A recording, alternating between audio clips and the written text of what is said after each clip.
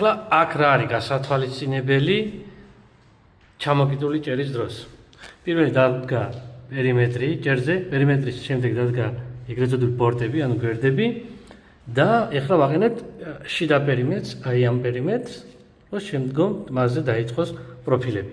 ბევრი ხელოსანი, მე არც განვიკითხავ მათ და არც არაფერი, ბევრი ხელოსანი წინასწარ აწყობს ბორდს და ბორდს აშურებს. თუმცა ჩვენ არ ვიცით ჭერი როგორია. შეიძლება ჭერი ტალღური იყოს, პრობლემები გქონდეს ჭერს და ამიტომ ზუსტად ის შედეგი გვაქვს ეხლა, რომ ნახოთ როგორ არის ჭერი არასწორი. ამიტომ ჩავთეთ ლაზერი და ეხლა შიდა პერიმეტრზე მთლიანად ლაზერით გასწორდება პერიმეტრი, უდე.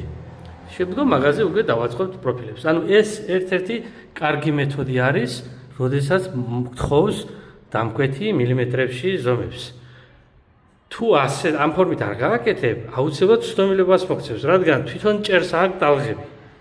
ამიტომ გაითვალისწინეთ ეს გამოგადგებათ, ვისაც გაინტერესებთ.